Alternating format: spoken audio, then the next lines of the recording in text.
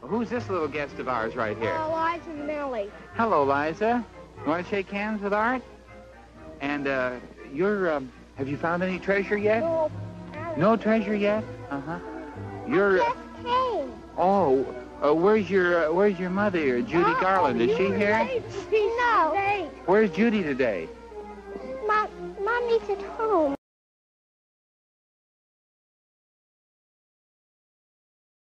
Do you see yourself becoming a star in show business like your mother? Well, the thing is, I don't really want to be a star in the true sense of a star. I like working in the theater. I enjoy it, and it makes me happy. Do you have any lessons to learn from your mother's own work in show business? Oh, she's taught me a great deal. But I mean, have you learned anything from her mistakes as well as from her achievements? Yes, I have.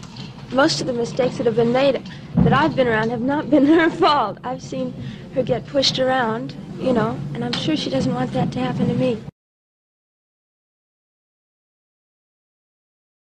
Are you related to anyone in show business? Kind of. Mr. Sir? Would your mother be one of the greatest singers in the history of the country? Well, you might say that. Well, I guess we all know, don't we? Liza Minnelli?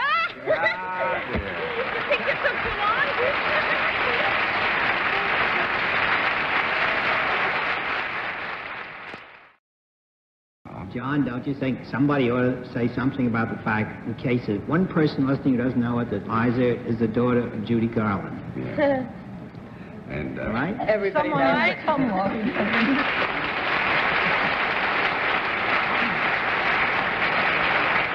In case my father is listening in too. Vincent Minnelli. Don't tell me. John, Thanks. Yes, dear. I don't know that you were there opening night, but it was darling to watch Miss Minnelli on the stage singing a song and looking down at Judy in the 4th or 6th row, wherever she was.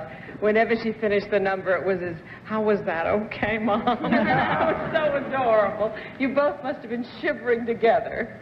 Well, I don't know what she was doing, but I was terrified.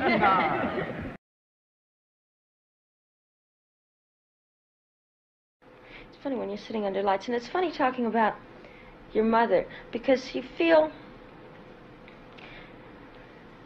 that you owe, I feel a little bit like she used to feel, you owe the public a certain amount of drama and a certain amount of, you know, whatever about her. When you really, what you really know about her is that there was that very dramatic side. In other words, it was dramatic on other people's standards, but we didn't live on other people's standards. Nobody in Hollywood did. You know, it's a whole different set of rules and values, and you have to take that into consideration too. I don't think people want to hear necessarily sometimes about her humor. I think they'd rather just know the sad side of her. Well, we always lived like we had millions, you know. We rarely had money. But that didn't seem to faze Mama. We just, you know. I've collected things now from all over the world that have been confiscated in hotels. Because we never paid the bill and they confiscated it, so we just leave. See, the trick was to get out before they discovered, you know, that we didn't have the loot. They were always in extremes, the changes that our life had. For instance, if we were living one way, rather than change it slightly, we would change it completely, totally. Once you got out of something, start over again in a really new way. So that's one of the things she believed. And that's what kept it interesting most of the time. You know, because one minute we'd be, you know, living someplace and borrowing somebody else's house for interviews, bringing in all the pictures and quickly setting them up. Judy and the kids at home. Hello, in a totally strange house, you know, just with our pictures that we'd thrown around. And the next minute, we'd be living, you know, like down at the beach, always in jeans. You know, just very inconsistent. She reached every generation because of her energy and because of her level of communicating with people. Mama rarely and never around the kids used profanity. But when she did use it, it was always funny, you know, like, well, what happened was we were in someplace crazy like Lake Tahoe, and we went into the ladies' room. There was an old drunk lady in there, and it was just, you know, with the sequin straps and one of those dames, and she said, "Oh, Judy, you're terrific. You're Judy, the rainbow. You gotta always remember the rainbow." Then when she went into one of the stalls, the lady knocked on the door. She said, "Yes?" She said, "Judy, never forget the rainbow. God, it's helped me through so many crises." And when Mama came back, then she went up to her. The lady went up to Mama and said, "I just wanted to say hello." And Mama looked at her and said, "Hi," right? Which made me start to giggle. Now, and she's going on and on and on about the rainbow and about this and that and what a dear little girl and how this. And as we're going out, she had on this incredible long feathered boa somebody had given her as a present, which was way too big for her because she was tiny, you know. She came up to here on me. And the last thing that this lady said again was, "Don't forget the rainbow, Judy." And Mama turned and threw the boa around herself and she said, "How can I forget the rainbow? I've got rainbows up my ass." I saw her once with an audience, and she sat down. She was very hoarse, you know, and they started over the rainbow, and I thought, oh, it's gonna hurt her, because it hurts when you sing and you're hoarse. And she said the whole thing, but like a fairy tale, like she was telling the audience a story. She didn't recite it. She talked it to the audience, not at them, to them, you know, for them. And it was incredible. And then she asked them to sing, and they sang it, which is really a tearjerker of your dreams. You know, I was standing in the wings holding the mints and everything with my little tray waiting for her to come up. And to hear an entire audience singing and see her just sitting there smiling, super.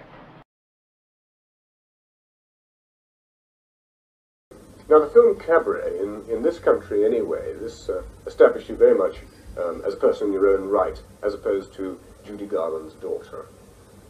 Do you think it was important in that way? Yes, but see, I never mind. I'm very proud of my mom, you know. And being people, it sounds so ominous when somebody says, people used to call you Judy Garland's daughter. It's like the son of Dracula. What are you talking about? My mother was a genius. The only thing that ever gets me upset or annoyed or even uptight is when I'm put in the position of defending her, because I feel she needs no defense.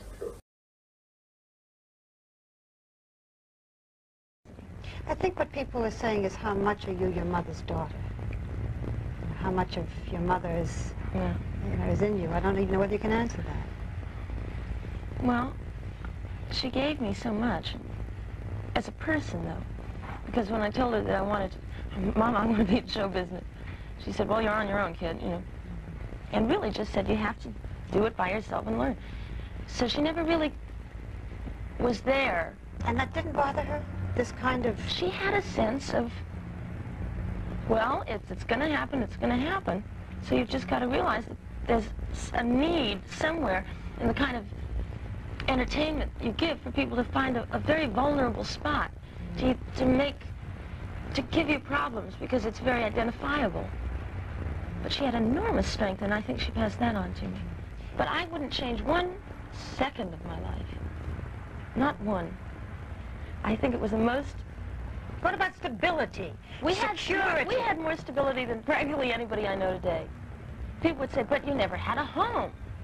If we were together on a plane, we had a home. How come? Because Mama never left us anywhere. She gave us the choice when we were all real little. She said, now here's what we can do, because I'm going to have to be bombing around the world. I can put you in school and come back to you you know, I'll be back here all the time. Or I can take you with me. Now, why don't you discuss it between the 3 of you? And whatever you decide, I'll do. And we all immediately said we want to go. What'd you do about school? We went to school wherever we landed. You know, checked in the airport. Yeah, I was 22. 22 schools? Yeah, it was fun, though. Did you learn anything? Can you spell? No. But I can get around people. But yes, you can. You can sing and dance. Yeah. But I can sing and dance. But don't you see, the mere fact that she never left us anywhere and that we were always together and a unit and full of love and laughter for each other was very important. She was terribly witty, extremely. She had one of those brains that just thought in a different pattern, that like Noel Coward. But it wasn't hard for you to be mama to mama? No, we had a deal. You know, it's called, by the way, if I fall down, would you mind picking me up? And if you fall down, I'll do the same. Even when you're a little child? Yeah, but that's okay. But Mama would never work with me on my craft because she wanted me to do it by myself. You know, whatever I learned from Mama, I learned from watching a genius. Liza Minnelli is a star and a big one in her own right. She is no longer just Judy Garland's daughter. And yet much of Judy Garland is in Liza, as it is with Judy's other children, Lorna and Joey Luft. They owe a great deal to their mother, and they are deeply devoted to her. Even though their life with Mama was a whirlwind of different homes, different places, different people. But Liza Minnelli told me, even with all the instability, there was always somehow security in the family. Let's just take it hypothetically. If it is true that she was bananas, you know, Lorna and I and Joe should be in a nut house somewhere. And we're not. We're, I think, rather happy, I know stable, and enthusiastic kids. And that's because of her. So she must have done something right. That's the point. She must have done something. She must have somehow put you in such a cotton batten of love that you knew pretty much who you were along the way. And intelligence. She gave us a great sense of thinking things out, of what would help you through your life, what would give you the courage, the sustenance, the mind energy, and the humanity to keep going. Liza, who knew your mother best? Well, everybody thinks they knew her best. Every single person that she ever came in contact with thinks that they are really the only person that ever knew her. But did they know her? No. Well, she was a kaleidoscope, you know, and she was very mercurial. She was one way with one person and a completely different way with another person. She knew herself, do you think? I think she probably knew herself better than anybody else knew her. Jack Kennedy and she apparently were good friends. Yeah. And I mean just good friends. Yes. It was family friends. You know, the whole, like we spent a couple of summers, we spent actually just one summer in Hyannisport with all of the kids and all of the sisters and brothers and our family. And we had a wonderful time. And when he was president, she used to talk to him on the telephone once a week or something? Yeah, Is practically true? once a week. And he was dear with her, and she was terrific with him. And at the end of the conversation, he'd always say, okay, sing me the last 8 bars. And she'd sing the last 8 bars of Over the Rainbow, and he'd say, all right, I can go on, you know. And just Seriously? Very, very sweet to her. And she never made that public because she didn't want to, you know, cash in on anything like that. Liza, you've said that she needed someone to cry over her. Remember saying that? Mm-hmm. Really? She said a great thing. One of her phrases that she said to me was, attention must be paid. And I think that's probably the best way of explaining it. She gave so much up on that stage, you know. She gave everything she had. And she needed to be revitalized by people paying attention to her. Of course, Liza's mother was the first of the superstars.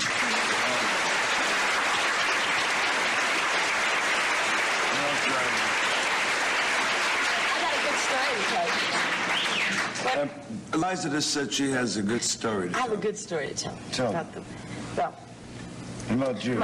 It involves kind of everything. Because, as you know, Mama was the original Dorothy in the movie. Now, my husband's father was the original Tin Man.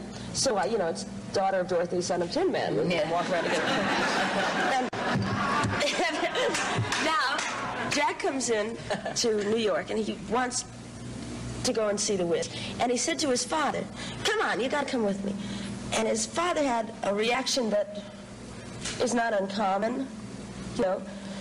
He was in the real thing. He said, I'm not going to go see anything. The only thing was the movie, and it was desecration. What are they doing? And so forth, and rock music, and this, that, and the other.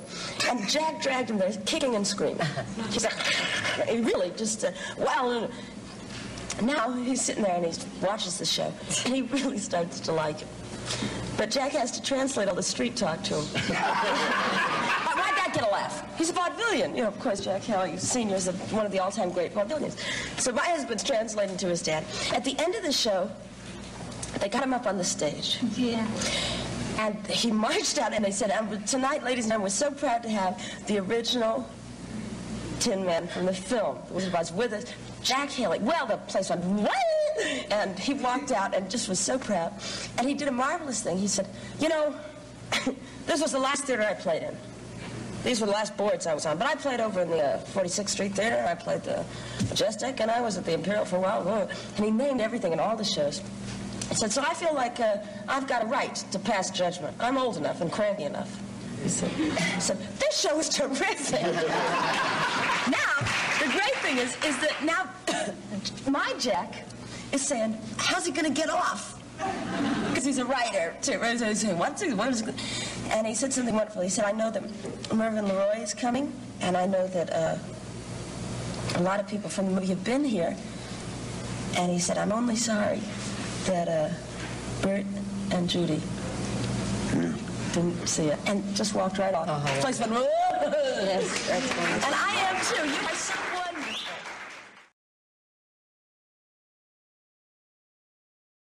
I remember being with my mother once, and she was... I knew with the play that we'd seen, she just hated. And she especially hated the leading lady. And we were going backstage, and I said, Mama, let's not go back if you didn't. She said, we have to. And my nerves were shrieking, Jean, because I thought, what is she going to say? Because she'd been so outspoken during the whole thing in the audience to me. And we got back there, and she waltzed into the dressing room with the most delightful entrance and great aplomb, and said, how do you do it every night? With such sincerity. In the background, I'm going, oh, thank God you didn't say what she was saying. You didn't lie.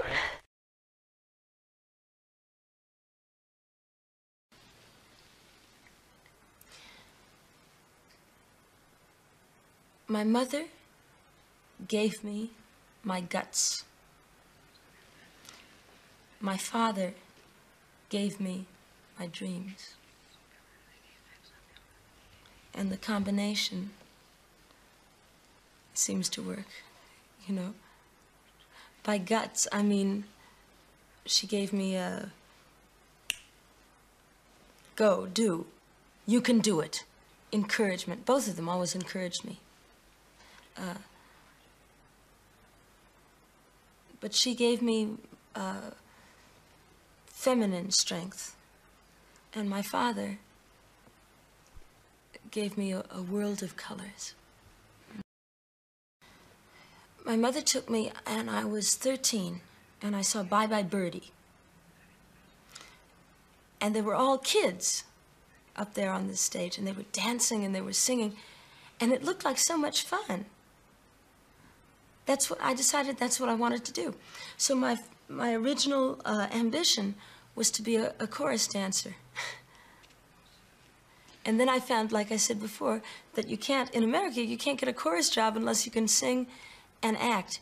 So I had to learn how to sing because I didn't have my mother's gift of a natural voice. But at that time, my mother was lonely, and she wanted me to stay. She wanted me to come home. And it was just at the time in my life when I couldn't go home. I had to do it. And I said, Mama, I have a contract. I've signed a piece of paper. And she said, break it. And I said, I can't do that. Too many jobs depend on it. What about the other people? And then she said, you make me mad, but I admire you. Liza, est-ce que vous vous souvenez d'une date? D'une date? Qu'est-ce Une que c'est date, d'une a date. Yeah. Le 8 novembre 1964. Do you remember the 8th of November, 1964? I'm rotten on dates. No, of course not. What? Tell me, what happened? What did I do? What was it? Le 8 novembre 1964, à Londres, au Palladium. Oh, of course. Oh, yeah. Remember? Yes. Yes. Est-ce que c'était la première fois que vous chantiez avec votre mère? Oui. C'est extraordinaire pour moi. It was a wonderful experience. It was wonderful. The whole thing was wonderful. You know, the press have always tried to make it sound like my mother and I were, you know, like what most mothers and daughters go through, which is rivalry. Maybe I can put it a simpler way. It takes, usually,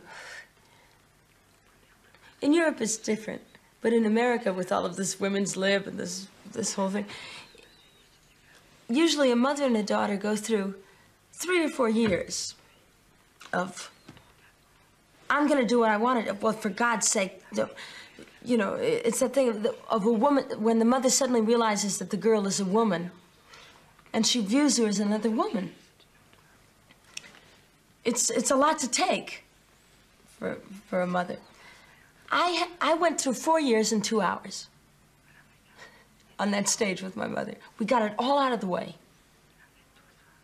It was like I went through that whole terrible period that people go through for years. In 2 hours I went through with my mother. And it ended up beautifully. And I had more fun, and she loved it, and she was... She touched me so much because she was such a mother. She was such a beautiful mama, and so caring about all of us, my sister, my brother, and I. And I'm her first child. She's always said, you know, that you're my first, you know, whatever. And whatever rivalry we ever had only demonstrated itself in our own minds on that stage. Nobody in the world saw it, but the two of us went through it. So every time that the press has ever said we were rivals, or like before you said your mother didn't want you to do carnival and this, that, and the other, it was a different thing. It's a different thing. She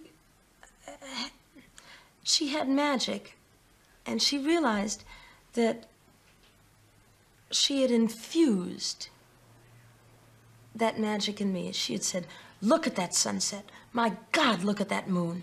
Jesus, look what a beautiful sky that is. And I'd understood that. And she was a little surprised that I'd understood about the, you know, the vibrancy of life. And it all came out, and at the end, she ended up being terribly proud and happy. See, I grew up with my mother constantly teaching me about her fears. She once said to me, watch me. And when I get upset, when I get depressed, when I get disillusioned, learn from it. You know, I'm the best example of what I don't want you to do. And I always respected that. How the press and various people have tried to make me sound like I am frivolous or even promiscuous. And I'm not. I was instilled with probably the highest moral values that I've ever heard of by my family, and I've stuck to them. But I learned another thing from my mother. One time, I was on the school bus. I was going to school. And I passed a newspaper stand, and I looked out the window, and it said, Judy Garland runs naked through her house trying to kill herself. And all of the children on the school bus started to laugh at me, you know. And I knew that wasn't true because I'd been with her. And I went home and I was crying because the children had been so mean. And I said, Mama, it's not true. You have to tell them. You have to tell them it's not true so that they can write it differently in the paper, so that they won't misunderstand. And she said, no. Let them build a legend. I'll live by my own morals.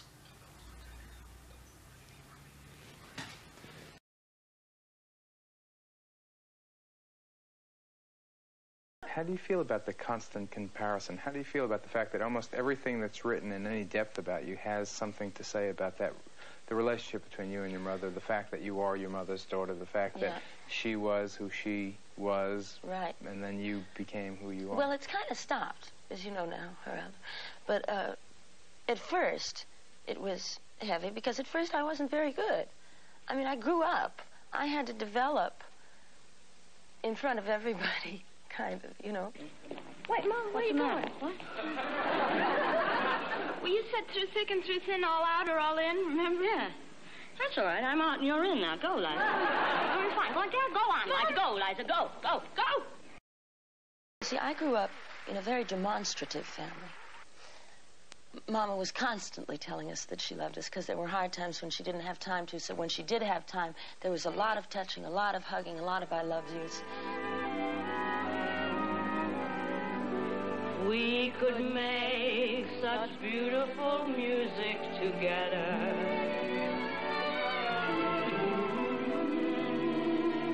Where do you think the image, the public image of you came from? The image of the dilettante, the image of the woman who begins her evenings at 2 in the morning in Studio 54 or some other club, some other disco in some other city. Where did that tinsel image come from?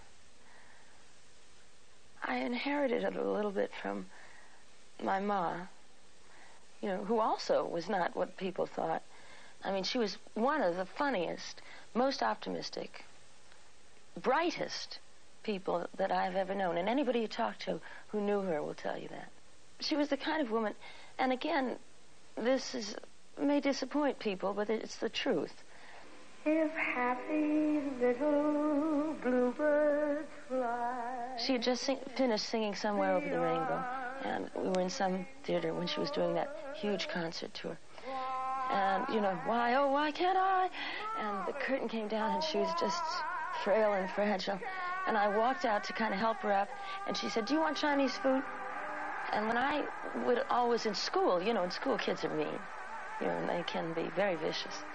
And they kind of repeat sometimes what their parents say. So if they would say, oh, your mother's a drunk, or your mother's a this, that, I'd come home in tears. And she'd say, tell them that they're a big square. And then tell them, and then don't say anything. She said, let the legend build. Let it build. It doesn't matter. You and I share an interesting phenomenon. We share a lot of phenomena, but we share an interesting one, and that is we are constantly forced by the nature of the way people probe our lives to face the same questions. I mean, I get, what's it like to be blind? Every day, somebody says that. And you get, you know, what was it like to be, quote, the daughter of, right? Right. Vincent and Judy. And so for those folks who don't really understand, give me your sketch of your mom. Nobody else's. Just yours. Just. What's difficult about it, what's difficult about trying to tell people about it, is that it was perfectly normal to me because I had no basis of comparison. That was your frame of reference, yes. Right? Everybody else was somebody else's son or daughter where I grew up. everybody was somebody famous's son or daughter, so it seemed perfectly normal to me. And it's hard to make it that understood to the public, that it was just, you know, like nothing else, because they wanted to be dramatic, and it wasn't. Tell me fun things, just fun stories, moments that you shared, that you loved, I remember things about my childhood that were special. Tell me special stories. What special stories? Mama liked to cook, right? Yeah. She hated to clean up, right? Right. But when she cooked, everybody had to leave the kitchen, except me. Unfortunately, I would have loved to have left that kitchen. You were the cleaner. And she cooked, she was like a short order cook. She'd cook a shepherd's pie, but I'm telling you, the kitchen would look like a hurricane had hit it after she was finished. And I remember those days, you know, when she would decide to cook. They're very clear in my mind. She'd say, where's the wooden spoon? Where's the spatula? Now watch this. I think we'll put corn in it this time. And I'm saying, corn? She said, yes, it'll taste great. Don't worry about it. And then we would sit down and have this beautiful meal. And of course, she had sent the cook home, right. And if she had the maid, if we could afford it at that point. If it was the good times, right? If it was the good times. Everybody would eat, and we'd love it, and they'd go in and watch TV, and I knew it was my job to go in and clean up the kitchen. Oh, jeez. But I didn't mind, because I loved watching her do it, and she had such fun doing it. Would she have people come to that, or was it just something Just you family. and Lorna and It was just Joe? family. You did? Yeah, Lorna and Joe and me, and that was it. You know, she did it for us and for her. Obviously, these are terrific things, and every person hopes for moments like that they can treasure. People, because of the nature of our business, have made much too much out of the negatives, but they were there, like in anybody's life. Do you have feelings about that stuff now? I mean, in retrospect, about the anguish that you did see your mom go through? No. My feelings are, I really don't want to talk about it anymore. Yeah, I agree with you. I'm really bored talking about it. And I'm bored with people and making people, through talking about it, get off on somebody else's anguish. Mm-hmm. That's not what I'm about. Mm-hmm. And that's not what she was about. And life goes forward, not backward. And in the end, is it fair to say that for good or bad times, you, in a sense, benefited from all of that? Oh, indeed, I did. Is there a perspective that people should have so we can put this stuff away and deal with Liza Minnelli, greatest female talent on earth? Is there a perspective? Yes, there is. Tell me. The perspective is that they should just look at any of her films. Look at A Star is Born, look at The Wizard of Oz, look at Meet Me in St. Louis. Listen to Judy at Carnegie Hall. Remember what that tiny woman, because she was only, you know, 5'1" or so, could give, and what she did give to them.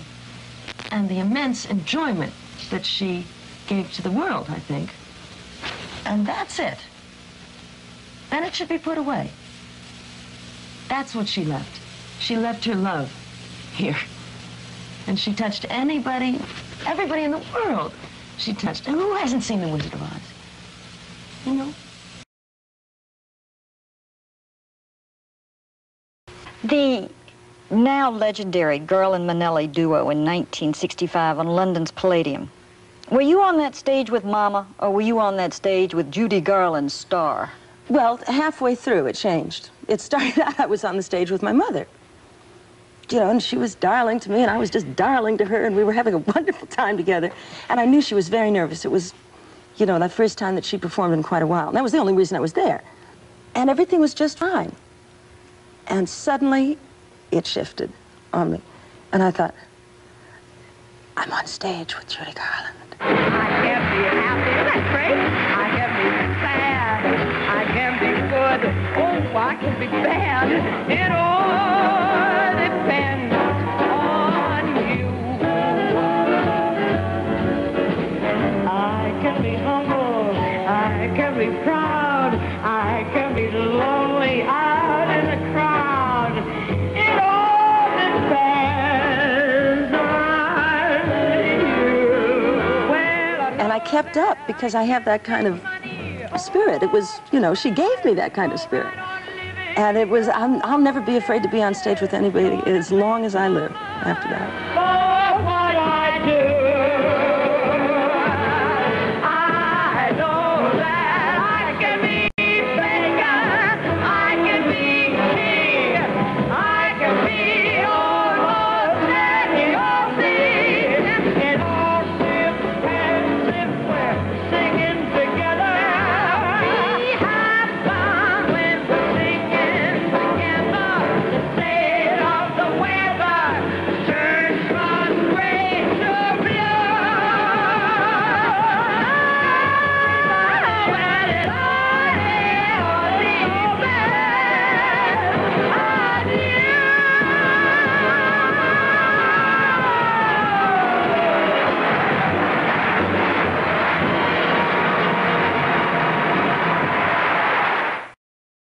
we're gonna go through it together. We may not go far, but sure as a star. Wherever we are, it's together. It's not easy to have grown up being Judy Garland's daughter. But take it from me, it wasn't easy growing up not being her daughter. Tell me about it. It wasn't, I don't think it's easy growing up being anybody's daughter. Do you know what I mean? It's just that the whole world happens to say to you, what if you weren't a famous person's daughter, what would happen in a small community? It just, the community happens to be the world in this case. She didn't give you any handouts? Oh, no. Not at all. And she always told me that she didn't because I didn't need them. I've always had the feeling that you loved every single minute of it, all things, you know, being equal, and that you wouldn't have missed being Judy's pal for the world. Is that true? Yes, it's true. I think a lot of that, though, in hindsight. And again, trying to be level here. I think I put some of that on. Even when I didn't like it, I think I said I did. Because I felt, you know, people were always trying to make it a heavy-duty load to carry. And as long as I could believe that it wasn't that heavy, I was all right. So you start to just fight back a little bit more as people keep saying, gee, but wasn't it awful? And you want to say, no! You know, and you end up saying it like that. You know, no, it wasn't awful. When you really, in reality, what you want to say is, yeah, it was a little hard, but it was okay. Do you ever wish the press and the public would leave the Garland myth alone and leave you alone? Well, that's her problem. It's not mine. She dealt with it fine, you know. It's not my responsibility anymore. It's not my problem. Okay, Liza, you have tamed that little girl in you. Yeah. You're making her understand that's not your problem. Yeah. How have you done that? A lot of hard work. No, a lot of hard work. And a lot of soul searching, and a lot of mistakes, and a lot of lying to myself and paying the consequences for it. Jack Parr once said something that just absolutely dazzled me. He was talking about your mother's funeral, and he said, Liza took care of everybody and made everybody feel the loss a little easier. She took care of everybody but herself. How come, Liza, you couldn't make it easier for yourself when you were so good about everybody else? I didn't have time. There just wasn't time, you know. And things kept getting me angry. Like I would go up in the elevator after coming back from the funeral home or whatever I was, you know, trying to organize. And the elevator man was saying, oh, God, isn't it sad? Isn't this a terrible thing? Oh, my nerves. And I said, stop it. Everybody did my grieving for me. Do you know what I mean? Nobody once said, and I'm not really complaining because I understand, nobody once said, are you okay? Except for my family and my godmother, Kay, and people who are close to me. But in general, people were so upset that there wasn't any room for me to be upset, you know? Well, did you feel any guilt? Now, this is going to sound like a classic analytical question. Did you feel any guilt that your mother was dead and you were alive and you had to justify being the one to stay on this earth? No. None of that? No, I didn't go I missed that one. Gee, I should think about that. I could have. No, I did miss that. I got around that because I know how my mom felt when I look at my brother and sister, and she used to say this to all of us, that we were the proof that she had lived, that she was a good woman, and that she counted. And she left all of us with that. Mm. She left you with something else. She left you with very cemented ties to your brother and your sister. Very.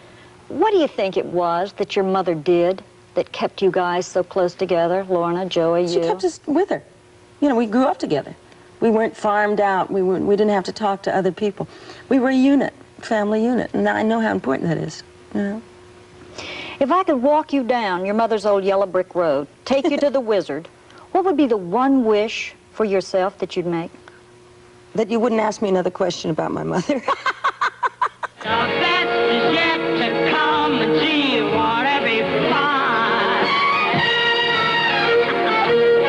The best is yet to come, come the day you're mine.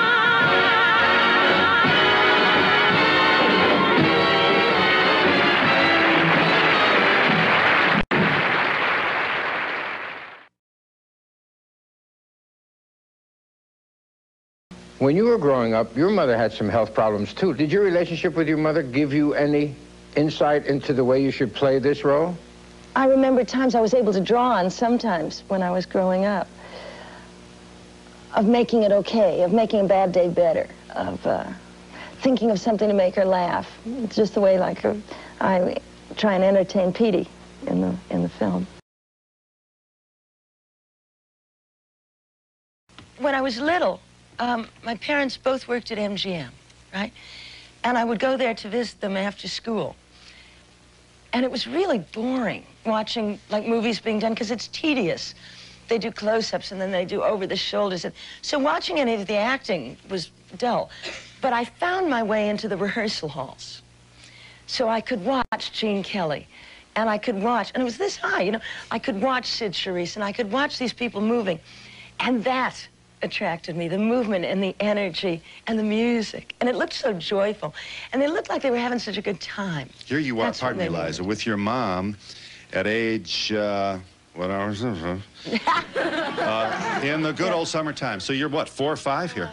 You were in the film. Yeah, 4, right. So everything since then is a comeback. Right. So you were surrounded then by, Yeah. But you're very honest to say, to a kid, this was boring. It's tedious. The take, stop, action, start, fix the set, sit in the dressing room. Right. Boring, yeah. It's amazing. So wonder you didn't get turned off altogether. But then I wanted to be an ice skater. But then I saw Bye Bye Birdie. I came to New York with my parents, and I saw those kids up there dancing, and I thought, oh, no, wait a minute. Maybe that's what I really want to do. Maybe that's what I really want to do. Yes.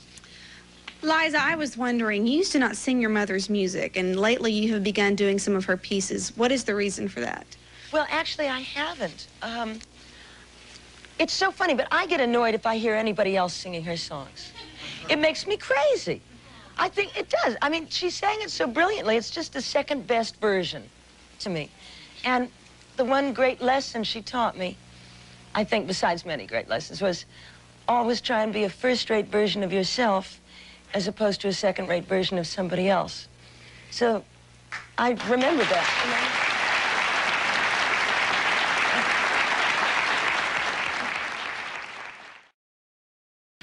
What was it growing up like? What was it like growing up with your wonderful mother? It was terrific.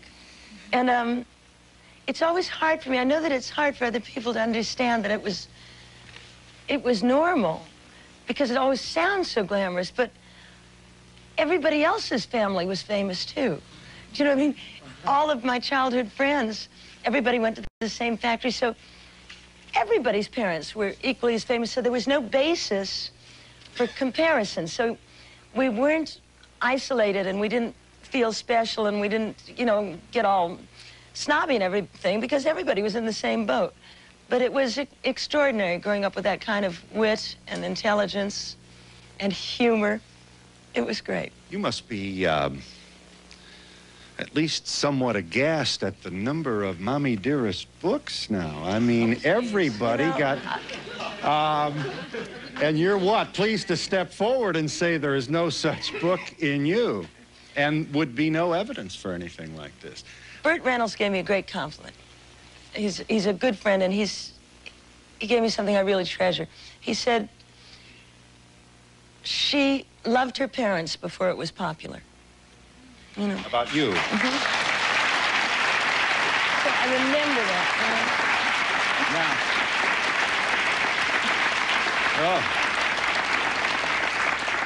Oh. Well, now, what parent wouldn't like that said about their child? How did your mom do it? Now, for those guilty working women out there. Yes. Your mother was on the road a lot. I assume there was shooting in Europe, England, and other places. Sure. And you grew up without any feeling of, oh, where is she? She did, you know, you don't even seem to have an innocent, analytical longing for the possibility that your mother wasn't there at every moment. How did you and your mother work that out? Because you had to write that book. We went with her. You did. She gave us the choice. My sister Lorna and my brother Joe and myself, she sat us down and said, look, I got to go to work because we got to eat. And we have no money. And I can do it if I do concerts. I can make money. But it means we're going to have to travel. So I want you to sit down with each other and really think about this. You can go with me, or you can stay here and stay in school, and it can be normal, and I'll get back here every chance I can. But really talk about it together and think about it. And we talked about it and everything. And then we just, the three of us just walked in the room and said, when do we leave? You know? And we'll be back in just a moment. Hi, Liza. I think your mother was terrific. And I take a show that you and the two of you did together on Channel 13. And I would just like to know, how did you like working with your mother? Oh, it was wonderful. It was scary, but it was wonderful. I figured once you worked with my mother, you can work with anyone. You know, nobody ever scared me since then. Do I, let me ask you about, was the Palladium not a kind of, little Liza's no longer little, and if I understand your mother's response to seeing you work right next to her on the stage of the Palladium, you scared the hell out of her. In the sense that she said, holy cow, she is good. Do I have this right? Isn't that what she essentially said? Yeah, it was like we went through in 2 hours. Life was always speeded up in my family. We went through in 2 hours what most mothers and daughters go through for years, which was that sense of, wait a minute, you know, this competition here. And it was funny because when that show started, I'd never done anything. I didn't really know why she wanted me there. But she did want me there, and so I went. And I thought, well, I'll sing this and I'll do that. And I had nothing to lose, so I had no fear. She was the one who was nervous. So it starts out, and I hear her say, ladies and gentlemen, Liza Minnelli, in a great, proud voice. And I come on and I sing, and the audience really likes it. And I hear her backstage going, yeah, baby, go, yeah, baby. Then I sing the second song, and there's more applause. She says, yeah. I thought, keep going, Minnelli, keep going. By the fourth song, I just glanced in the wings and said, can I stand up for a minute? And she was going, okay. Okay. Okay.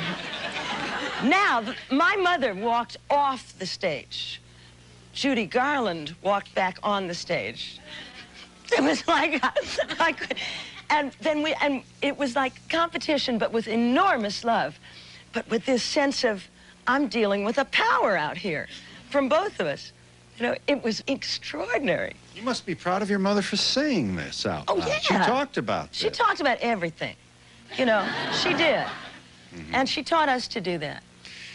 Before, you were her daughter and okay, and then at that moment on the stage of the Palladium, what a story this is. Yeah, no. She says, holy cow, she is good. Isn't that interesting? Because she was, and I was 17, so she was proud, but there must have been that threat at the same time. And I, like I said, I had nothing to lose, so you know, it was terribly funny at the end, because we walked off the stage together, and she said, "Great, baby, that was just great." And she patted my behind. She said, "I'll see you in the dressing room." And I started to walk, and I turned around in time to see her running back out on stage for another bow. And I went, "No, you don't." And I went right with her. And we'll be back with Liza Minnelli. Just a minute.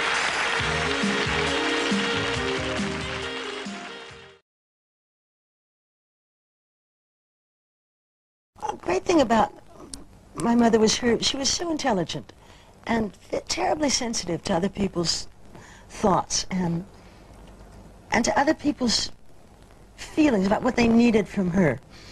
And one time I said, she was laughing at something. I said, "Why do so many people think you're unhappy, Mama?" And she said, "Because they need to." She knew exactly what she was doing.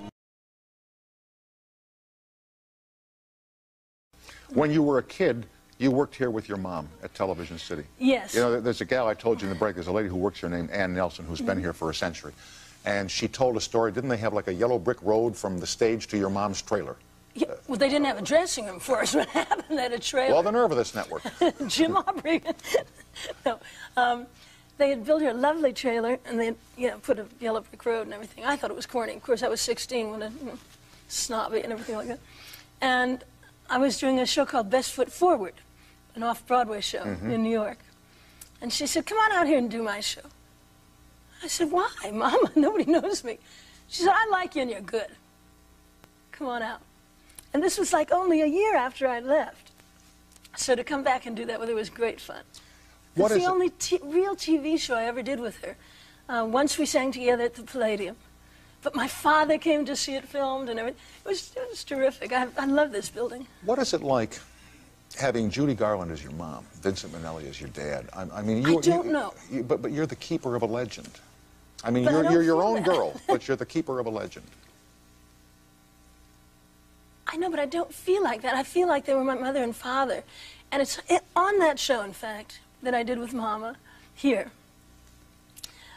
Somebody says to me, "Wow, what does it feel like to call Mama Judy Garland?" Or Judy Garland Mama. And I said, "No, wait a minute, that's my mother. What are you talking about? How can you call Judy Garland Mama? That's Mama. That's not." And it was funny because it was all, it was a bit that was done. But I like the way you say it's true. I like the way you say somebody says to me. Yeah. Yeah, it's like somebody says to me. Said to me. You can take the gal out of New York, but you can't. That's right. Do you remember the first time you were on stage performing? Oh, yeah. Yeah? Oh, those poor people in the audience. Not good? Well, no. My mama was playing at the Palace. And she thought it would be kind of amusing to get her daughter up there. Yeah. And my mom's one word, and it was very funny, that she used to say to me was, "Dance." So she'd say, "Come on out, Liza." It was 7. And I'd stand there and she'd say, "I'll sing Swanee." Dance. So you danced? I did, and there was one terribly funny time when I went back to the microphone, because learning from the best people in show business, I thought, "Oh yeah, this is where you go back and you do the big finish together." And I went, "When I should dance." And I just... Now, did you watch the A&E biography of your mom, that 2-hour special they did? I think it's wonderful, don't you? Wasn't it beautiful? Yes, It made me cry. And to see you, little girl, in there with your mom on the show. Yeah. I loved it. I loved it, too. Yeah. Must be very heartwarming to be able to have her still with you in that way on video and film and all of the work that she did. It is, and see, that's my mother. Sure. That's, not really Judy Garland, that's your mom. No, that's my mom. Right. And so that all of the things that people say when they talk about competition or they talk about these deep-seated weird feelings, which I'm really sorry don't exist, but they don't. Right. My mom was too much of a friend of mine, and she was too funny, and she was great to be around. And she was my friend, and when I see her, and that's my mom up there, I realize that what everybody else says is stuff they're going through, not stuff I had to go through. Oh, exactly. You know, everyone feels as though they have a part of her because they love her. But, you know, at the end of the day, it's the mom and the kids, and that's you. I know you sang one of your mom's songs, I think for the first time publicly recently on the stage of The Life. Yeah, well, it's her 75th birthday. And I went up, I love Sam Harris so much, and I know you do. Yes. Have you ever seen Sam Harris? He was Tony nominated for The Life, and he was absolutely wonderful. He's wonderful. And there's a marvelous show. There's some wonderful shows on Broadway, but there's one in particular that I sang on the original record before they got like regular singers to sing it, before they got the cast to do it. And I had the pleasure of singing the song that Sam sings in the show.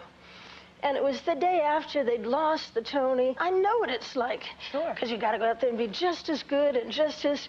But there's some little part of your heart that goes, I want to do it. So they asked you to come and perform? Yeah, and all of a sudden, Cy said, well, why don't you... I said, one day I want to sing that song with Sam. And he said, what about tonight? And I'm so used to taking instructions, being a director's daughter. I said, okay. Thinking, what am I getting myself into? Right. But it was thrilling. And I did get to sing with Sam, whose voice just drives me crazy. I couldn't think of a way to say thank you to all of those kids on Broadway and to the audience. And I thought, well, I made my mom this promise when I was 16 that I would never sing her songs, that I wouldn't use her. And it was a big deal for us. And she was terribly proud that I never did. But I thought maybe it was time to break that promise. I couldn't think of any other way to say thank you. And Billy Stritch got up and played it with Cy. They rolled the piano out, and it was wonderful. And never having sung it,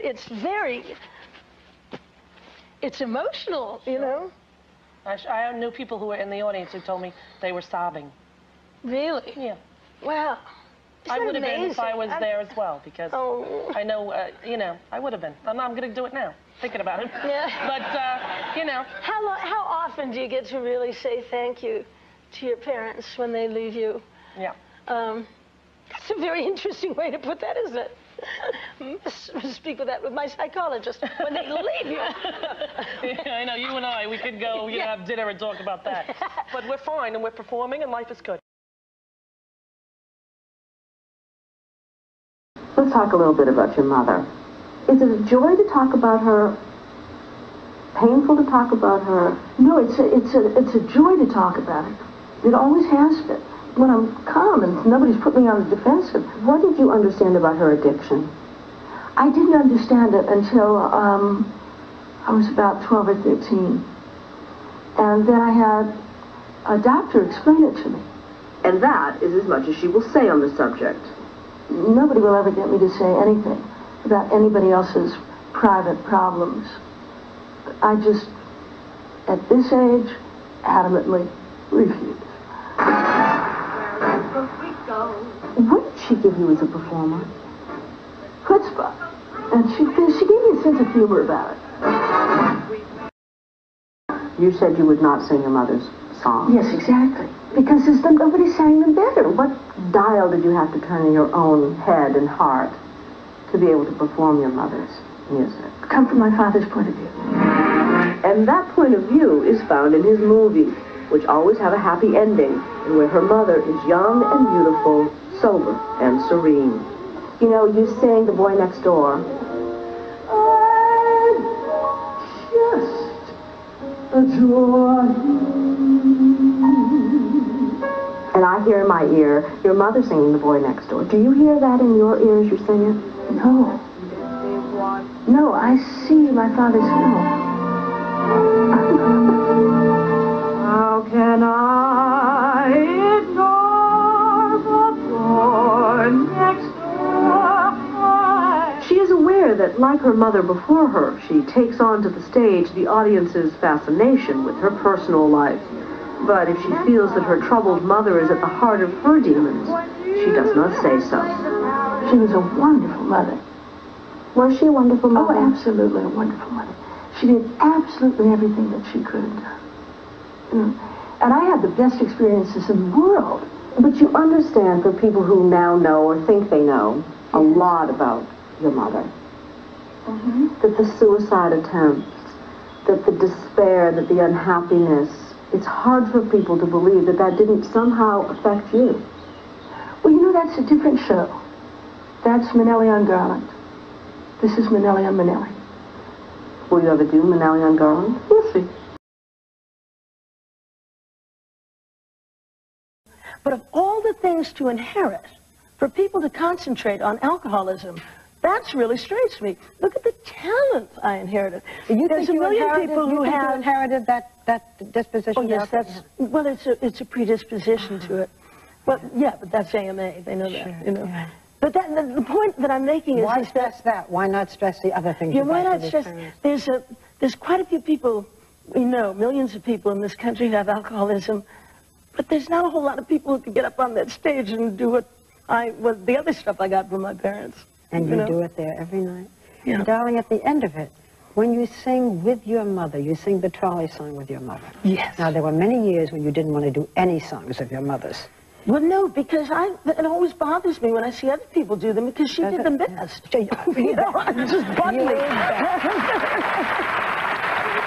So when you made the determination to sing with all those pictures of Mama, yes, and then you're singing with it, yes, what did that take for you to do it?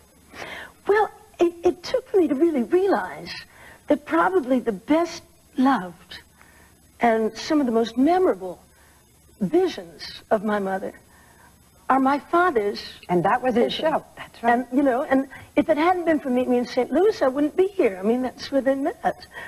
And that's such a wonderful song, and I've always loved it. We used to sing it, you know, on the way to school in the car when Mama would drive us to school. And my father was terribly proud of that sequence. Mm-hmm. And I wanted the audience to have such a good time. And it means a lot to a lot of people in this country. How was the Michael Jackson concert? I hear that you were... Oh, it was fabulous. I heard you were amazing, that you did Over the Rainbow a couple of bars. No, that's what everybody keeps saying, but you know, I wouldn't do that. I promised my mom I wouldn't do that. So I get a call from the producer of Michael's concert, David Guest, right? Who's this wonderful man, I must say, very attractive. And I mean, very attractive. Really? We're talking attractive. Okay.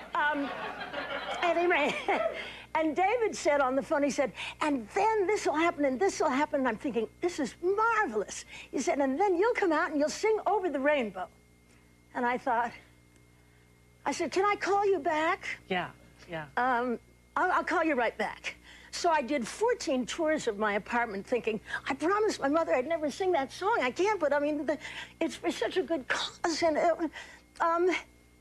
I thought, use your brains. That's what they're there for. Right. Your mother gave you a great set of brains, and your father. Come on, let's go. So I called him back, and I said, David, I don't know you well enough, so can I call you David? He said, yes. That was the beginning. I said, listen to this and see how this sounds. And what I did, I said, I don't want to ruin it. He'll kill me if I No, would. but it was all over the news that you did a little. I sang Never Neverland, which is the song about Michael's house. You know, he's named his home Never Neverland. So I sang Never Neverland. And then right at the end, I tagged on what I think is the most beautiful part of my beautiful mother's song, Over the Rainbow Anyway, which is the tag. It's quite something.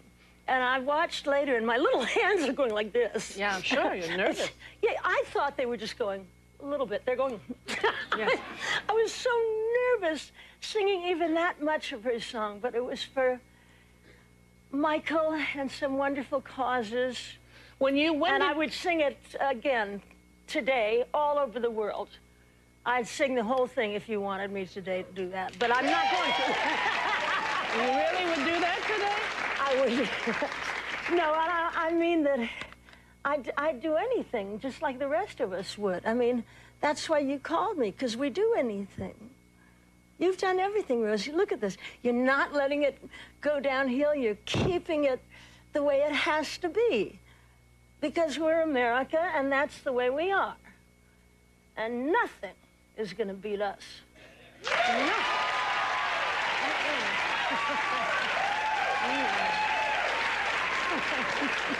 Well, promise that you made to your mother, and the fact that you would even say that is very overwhelming. I'm here to tell you about a wonderful picture called Meet Me in St. Louis. And it's my favorite holiday movie. I think it's my favorite movie of my mom's. You believe the romance of the boy next door. The moment I saw him smile, I knew he was just my style. So Daddy made a sequence, which you'll notice, that was about her catching the trolley, and he didn't catch it, and she was worried if he was going to show up, so that there was always an internal tension in all of these everyday life things. And then when he shows up at the end, it's just heavenly. On with me, and it was grand just to stand with his hand holding mine to the end of the line.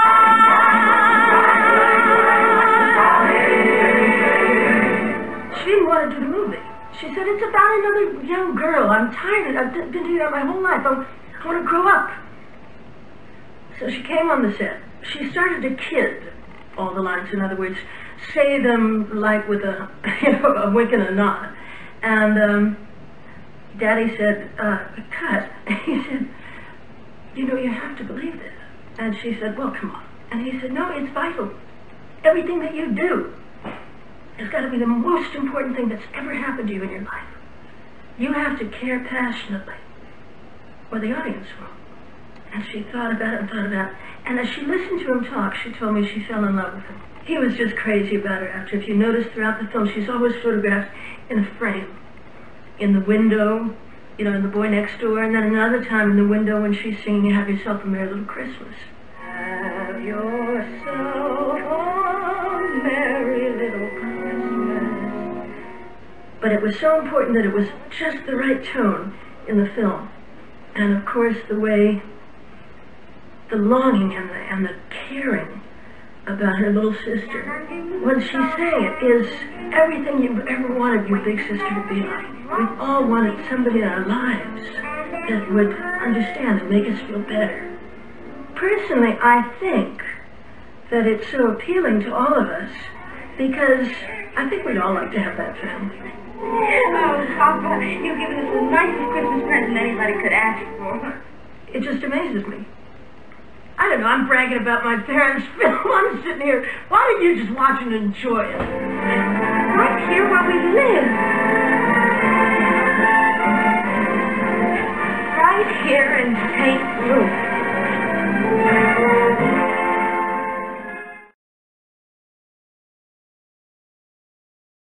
Now, tell us what this is. This is this facility right here. This was taken in the Ed Sullivan Theater. Is that correct? Right here. Yeah. And this, of course, is Ed Sullivan. Yes. This, of course, is you. Yes. And I'm thinking, I asked you, you look like you're probably 15 or 16 years old. Is that close? That's perfect. And this is your mother, Judy Garland, there. Yes. And this was the... do you remember what the two of you did on the show that night? Actually, I was performing, and my mom was in the audience watching. Well, now, what was that like to go through something like that on a national live television show and your mom's right there? Was that supportive or make you extra nervous? Or? Oh, no, it was supportive. Yeah. She was so good. She was so funny What? about everything. Go on, kill him. What was the first time the two of you worked that you can remember together where you were part of what she was doing or vice versa? I remember driving to school, and on the way to school, she would teach us all songs, my sister, my brother, and myself. And I remember thinking, this is what I want to do, because it was so much fun.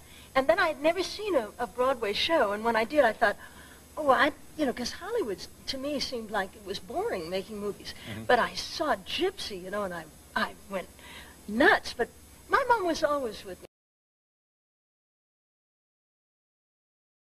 And tell us about, at that time, when you moved away from home, your relationship with your mother. How was that then? Oh, it was wonderful. She was always she's so different than everybody thinks she was, because she was funny and so smart and so hip.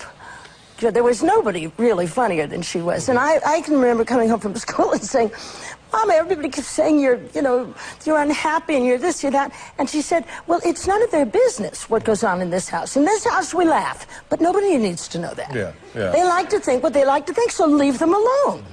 And could you just have regular mom-daughter conversations all the time about anything, especially when you were separated like that? You're in New York City, and she certainly knew everything there was to know about show business, so she could help you out, I guess. Yeah. Huh? But you know something? There's one story I wish I could have told her.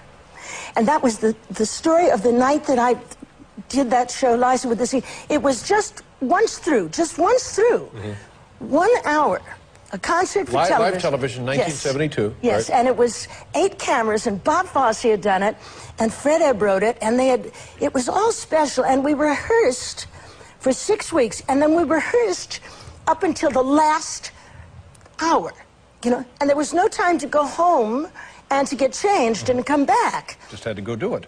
Well, not really. I thought, well, I got to take a shower, and I said, there's a hotel across the street. Why don't I go to the, I'll go to the hotel across the street. So I rush over to the hotel across the street with a hairdresser and the makeup lady, Tina, and I get in the elevator, and right before the door shuts, another couple get in.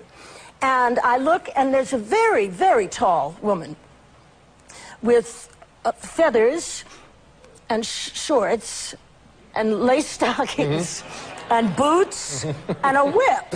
Whoa! And with her is a little man who's trying to disappear into the woodwork. He's just trying to... I was in a hooker hotel. But I went upstairs, and I was laughing about it, and at the last minute, I looked out the front window, and I looked down, and there were all of these people sipping champagne and getting ready to go in to see Liza with the Z, this Bob Fosse production. It was also... And there I am in a hooker hotel, and that is the story of life for me,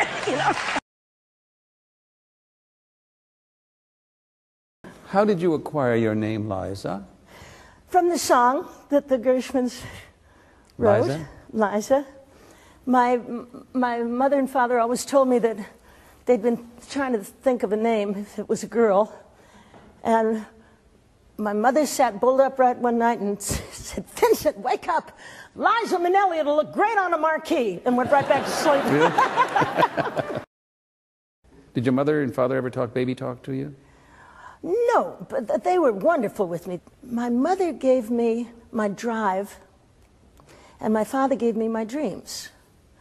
And the combination of the two was so wonderful, because my mother's sense of humor was hilarious, I can remember as a kid saying, Mama, they don't know you're so funny. And she said, they're not supposed to know.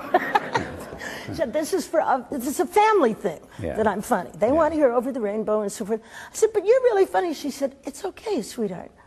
That's for the stage. At home, we can be whatever we want to be,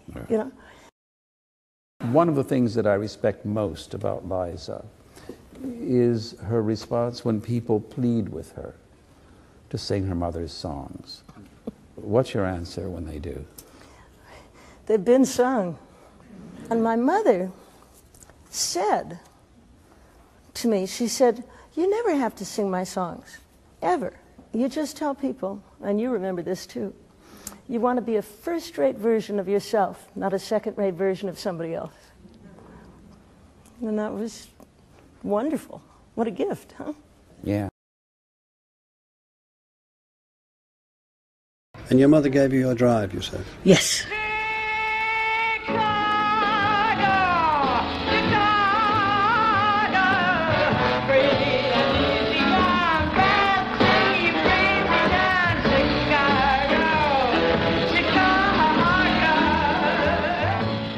There's a performance you did with her here in London at the Palladium in '64. Yes, the only time we ever worked on stage together. Ever. What was that like? It was in London. Oh, it was terrific. What was it like being on stage with her? Well, it was very funny because she was in the wings, right? And there I am. I get on there, and I sing my first song, and she's standing right in the wings. She's going, yay, bravo! Oh, that's go, baby! Get him! That's great, get him! And I can hear, And I sing the next song, and the public goes wild, right? They really liked it. And she went, yeah, baby, you get him. You get him. You get him. The third song, there was even more applause. I think they were relieved, but there was more applause. And I heard this, yeah, yeah, go, Liza, yeah. By the 5th song, I turned to her, and she was putting on her lipstick in the wings, and I thought, uh-oh. And my mother did not come back on stage. Judy Garland came back on stage. Mama? Mama? Hello, Liza. Well, hello, Liza. It's so nice to have you here where you belong. You yourself have said that you had to mother her when she was on tour, staying at hotel after hotel, and so on and so forth. I don't know really what I want to ask. What does that leave you with? A sense of poignancy for her, a sense of sadness, or because she was in trouble and you were with her and you were in the position of a daughter but looking after her? Well, that wasn't very often, but when it did happen, occasionally, she was very open, and she would talk. We talked as friends, you know, always. And she'd say, man, you know, and she'd complain about what was wrong. And we'd just talk. You can get through it. You get through stuff. That's what she taught me. You get through it, and nobody knows what you're talking about or what's bothering you. It's not their business. Their business is what you do on the stage. I said, but Mama, I went to school on a bus the other day, and I passed a pasteboard thing saying, Judy Garland runs naked around the house screaming. She said, I said, Mama, we just finished having a boiled egg together. She said, they're going to say what they're going to say, Liza. Don't you understand? She said, that's not happening. This is what I want to talk about, you know? Because she worked through her problems. She was a woman who really knew how to do that, and she taught me how to do that. I remember asking my mom once, what happens after happily ever after? And there was this pause, and she said, you'll find out. Was she a good mother? The best. Really? Because we always She think of did her. not leave her kids for a second. For a second. She was always there for us. Always. And that is really good to know. My brother and sister would appreciate your asking, too.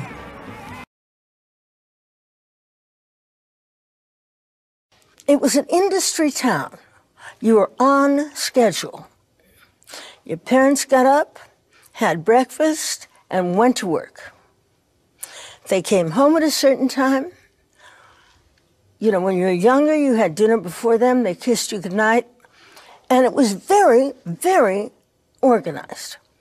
So it wasn't anything that was glamorous. It was just organized. Do you recall, because you were a kid, but did they talk show business a lot, or was no. Other things they were talking about? No. When they came home, the last thing they talked about was show business. It was a day's work. Were you aware from a young age what hard work that was? How hard they worked? Oh, yes. Because I spent so much time there. Yeah. You know, and it wasn't just they did something and then moved on. Mm-hmm. It was take after take. You know, first it was the main angle, and then the medium shot, and then the close-ups, and then the over-the-shoulder shots. And it was, I thought it was so slow. It's just slow. Right. At what point did you really realize that your parents were famous? I mean, you were famous from the time you were born, so you kind of grew up with Everybody's that. parents were famous where I grew up. Yeah. Everybody, you know. So you were just used to that as part of the world you lived in. You know, we lived next door to Humphrey Bogart and Betty McCall. And Sammy Kahn lived across the street, and Lana Turner lived over here. And it was an industry town. So I didn't realize it until I moved away. Mm-hmm. Then I remember when I came back, I thought, oh my God, look at this. It was like 3 years. I said, look at these houses. Jiminy Christmas. This is so luxurious. I grew up here. I was living in a really small apartment. Mm-hmm. In New York. Yeah, and that's, it really threw me. Now, did you watch your mother work very often on films? Oh, sure. And do you remember any particular moments that delighted you as a kid watching being filmed? Well, I loved watching The Pirate. Uh-huh. You know, that was super. And that was your dad directing that? Yeah, indeed. Oh, it was just wonderful, because it took 2 years to make that movie. Because, you know, he wanted it perfect. And he loved photographing Mama. There were sequences where he would just let her roll. He'd say, this is what I'd like to get out of it. I'd like you to be here when we start, go over there, and arrive here. And she'd say, and he'd say, and do what you do. And she had that big fight with Gene Kelly, where she breaks all the furniture.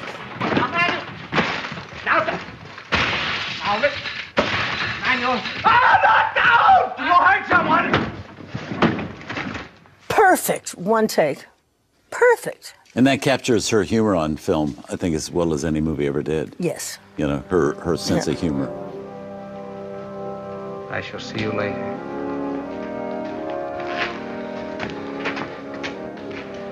Coco. He won't get away with this. He won't get away with this. Manuela! You know, there was a movie called The Clock, which is so brilliant. And Mama didn't like the way it was going. And she said, I want Vincent Minnelli.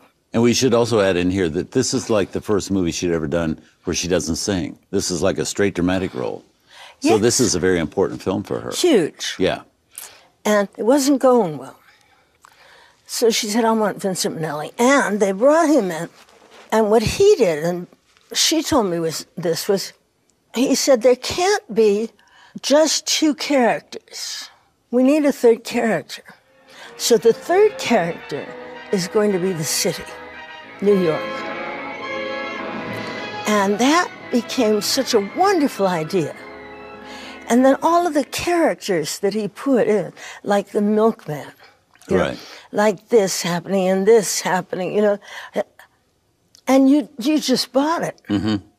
And there are moments, like, I mean, when they watch those people get married after they'd been married, you know, by a judge who's on his way home. You husband and wife. May God bless your union. Here, you take this. Boss, here's the 518 local. Fine. And then they pass by a church, and these people are getting married in a beautiful gown, and they're just standing there. It's heartbreaking. And this is all just one weekend in the life of these 2 people that have just met. That's it. Yeah. Yeah, it's a wonderful movie. Back to the MGM days, we talked a lot about your father and going on the sets. Did you go on your mother's sets very often? Oh, yeah, all the time. And what did you learn from her? How real she was. You mean how real she could be on camera? Yes. Yeah. Huh? It always sounded so real.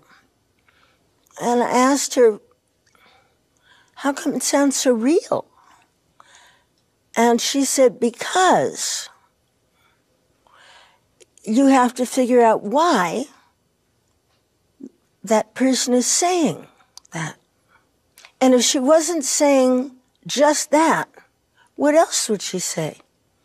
I said, like, what do you mean?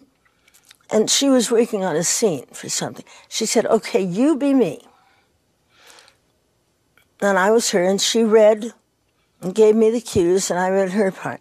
She said, now don't say those words, but answer the question with different words. I said, all right. And like she'd say, so how are you feeling today? And the answer was fine. And I said, really good. And in other words, she told me, don't say what you're really thinking. Say what you should say. And let everything that you should be thinking go on up here. In the eyes and all of that. Your mother was always so much better actress than she ever got credit for being. Oh, she was brilliant. Yeah, she really was. Sometimes I hate him. hate his promises to stop, and then the watching and waiting to see it begin again. I hate to go home to him at night, listen to his lies. Well, my heart goes out to him because he tries. He does try. But I hate him for failing. I hate me, too. I hate me because I failed, too. I have. She was brilliant. You know, amazing. Did she ever talk to you about acting once you became an actress? Not very often, but I can remember her sitting with me for a couple of hours once and talking about it. Then she sent me to Uta Hagen in New York City, who was just a brilliant teacher. What she knew was that if I was even going to try it, she wasn't going to let me get into anybody's hands who wasn't good. And she kept saying, "Are you sure you want to do this?" I said, well, yeah. she'd also, you know, she had a long career. I mean, Sure. a long, hard fight for her career and everything like that. So it'd be natural she wouldn't necessarily want her daughter to be No, in the business and have of to go course through not. that. But I didn't want that. I wanted to be on Broadway. Yeah. So when she had problems that she went through and all of that, were you aware of that, or was that kind of kept away from all of it? Oh, no, I was aware of it. And did it bother you? How do you handle that? I was right there. How do you handle that when your folks are going through problems like that? Like every other kid. You try and help. You try and be there. You don't talk about it outside the house. None of us did. And you just try and be there. Do you remember the first time you saw The Wizard of Oz? No, I really don't. I think I saw it again in a big theater, but I can't remember. Because it frightened me. There was this little girl who I didn't know. Yeah, did you relate to her at all? No. That was your mother? No, had nothing to do with it was this little girl. And these monkeys flew away with her. I didn't like it. Spooky.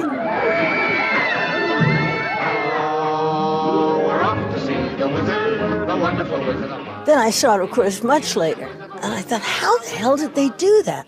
Yeah. And I found out there were 5 directors. It took years to make. And I got interested in the process. Yeah. Enchanting movie. Yes.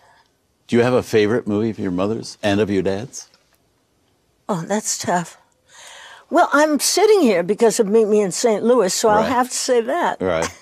Because it's the one that brought them together for the first time. Yes.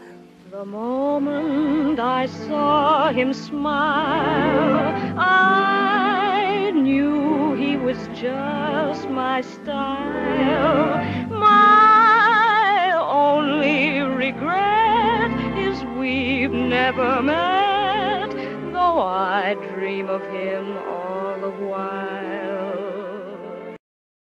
Now, you did a show in honor of your father on Broadway, Minnelli Yes. and Minnelli, which was a big success for you. Yes. Done at the Palace. Wonderful show. Thank you. You've never really done one on your mother. Is there a particular reason for that? Well, I haven't done it yet. When I can think of the right way to do it, and to say what I want to say, which is, first of all, to not be maudlin, and second of all, to be completely honest and truthful, I'll figure it out. So, we'll have to wait and see. You performed with your mother at the Palladium. Talk just a little about that. The experience of performing with your mother. She said, I want you to come and do the Palladium with me. And I said, no. She said, oh, please. I said, for God's sake, Mama, get, Frank or Dean or Peggy Lee. There's all these people. She said, I know, I'm please, I want you. I said, all right. I said, but if I'm going to do it, Mama, I'm going to do it my own way. She said, okay. I'm coming on, but you have to sing 5 songs first, or I'm not going on. She said, really? I said, yeah. She said, okay. I said, I'm going to come on and sing 5 songs. Okay. I said, then we'll close the first act together. She said, well, what do we sing? We don't have any music. I said, you have all that music from your TV shows. We'll find something. We'll put something together. All right. I said, fine. I said, now the second act, and I wrote, you know, where she sings Liza, you know, to get back on and to get us together. Second act, fine. We wrote it all out. Everything's great. So now, I meet Chris and Peter Allen. Well, Peter and I immediately get along. Immediately. And he's starting to change certain things musically for me that are better in my own stuff. Then with duets with Mama, he's giving me notes that are better for me, for harmonies for her. Because I can hit certain things that'll give her a better note and sound better for me. So it's all going fine. So we do it, and they go nuts. I come on, and I'm singing, and I look in the wings, and after the first song, they're so surprised that I'm any good at all that they're like, ah. I see my mother look out from the wings. She goes, yeah, baby, yeah. Second song, they go even more nuts. Yeah, baby, that's it. Third song, that's it. Get 'em, girl. Get 'em. Fourth song, it's going, uh-huh. Uh-huh. Fifth song, she's putting on her lipstick again, I think. And Judy Garland walked back on the stage. Wasn't Mama? I thought, oh, Christ, Sid. You know, just keep up. There was no rehearsal for choreography. So wherever she went, I kept up. I just kept up. That's what I did. It was frightening. Let me tell you something. It was frightening, but it was also fun. Yeah. It was fun. We had a good time afterwards. What do you miss most about your mother? Oh, her humor, you know? And his support. I miss my parents. I'm like everybody else who's lost their parents. Yeah. Yeah. They were great.